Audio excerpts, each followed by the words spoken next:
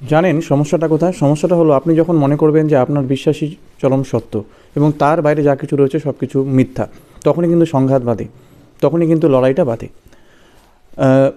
আপনার কিতাবে বা বইয়ে যেটা লেখা রয়েছে আপনি যদি সেটাকেই সত্য বলে মনে করেন, তার বাইরে যা কিছু রয়েছে সব কিছু মিথ্যে, সেগুলো শ্রদ্ধা করার যোগ্য নয়, তখনই কিন্তু সংঘাত বাধে, লড়াইটা বাধে। সেই হাজার হাজার বছর থেকে কিন্তু ভারতের যে সনাতন সভ্যতা, অর্থাৎ হিন্দু সভ্যতা যাকে আমরা বলি, সেই সনাতন সভ্যতা কিন্তু হাজার হাজার বছর ধরে বলে আসছিল।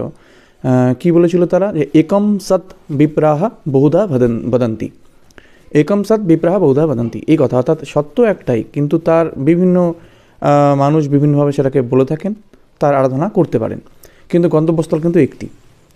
আবার অতি সাম্প্রতিককালে আমাদের শ্রী শ্রী রামকৃষ্ণ পরমহংসদেব তিনি কী বললেন? যত মত তত পথ।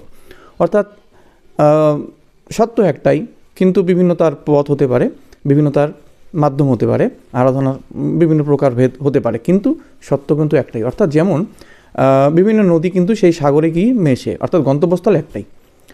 এই সত্য, এই চিরন্তন সত্য, এই সনাতন সত্য কিন্তু একমাত্র ভারতবর্ষের বুকে ধ্বনিত হয়েছিল।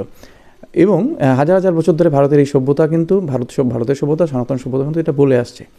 যে কারণে আপনি দেখবেন যে ভারতে এত রকম বৈচিত্র্য থাকা সত্ত্বেও, এত সংস্কৃতির মধ্যে, তো কালচারের মধ্যে এত বৈচিত্র্য থাকা সত্ত্বেও, এত বিবিধতা থাকার পরেও কিন্তু একটা সূত্রে সবাই যেন একটা সূত্র দ্বারা, একটা সুতো দিয়ে যেন সবাই গেঁথে রয়েছে। একটা মালার মধ্যে একটা সুতো যেমন সবগুলো ফুলকে যেমন এক জায়গায় করে রাখে, একটা সুতো, আর ঠিক তেমনিভাবে যেন একটা সুতো সমগ্র ভারতবর্ষকে জুড়ে দিয়েছে। আর তার কারণ কিন্তু এই সনাতন চিরন্তন যে সত্য সেটা, অর্থাৎ একম সৎ বিপ্রাহা বহুধা বদন্তি, বা যত মত তত পথ, যেটাই বলি না কেন। কিন্তু এর বাইরে গিয়ে যদি আপনি ভাবেন যে আমারটাই সত্য আর তার বাইরে সব কিছু মিথ্যে, আর কোনো কিছুই আর যোগ্য নয়, তাকে শ্রদ্ধা করার যোগ্য নয়, তখনই কিন্তু সংঘাত বা লড়াই বাঁধবে। আপনি দেখবেন যে বর্তমান আধুনিক এই বিশ্বে সংখ্যাতত্ত্বের বিচারে যত মেজর, যত রিলিজিয়ান রয়েছে, আমি কিন্তু রিলিজিয়ান একটু লক্ষ্য করবেন, আমি রিলিজিয়ান বলছি, আমি কিন্তু ধর্ম কথা বলছি না, কারণ রিলিজিয়ান আর ধর্মের সংজ্ঞা কিন্তু আলাদা। কোনো এক সময় কোনো এক ভিডিওতে হয়তো আমি এটা নিয়েও একটু আলোচনা করবো আপনাদের সাথে।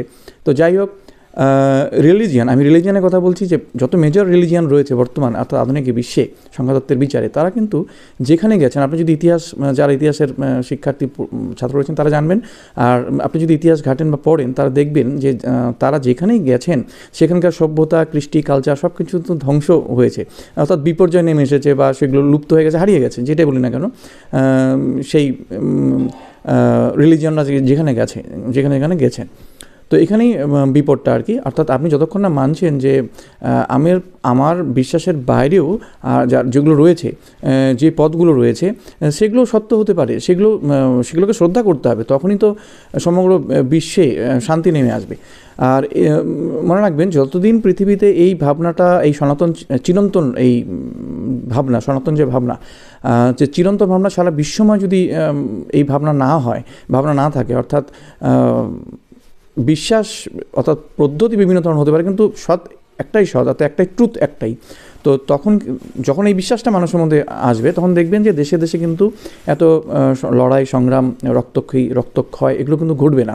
আর যতক্ষণ না হচ্ছে, যতক্ষণ আপনি আপনার সত্যটাকেই শেষ বলে মনে করবেন, আপনার সত্যটাকে আলটিমেট বলে মনে করবেন, তখনই কিন্তু সংঘাত বাঁধবে।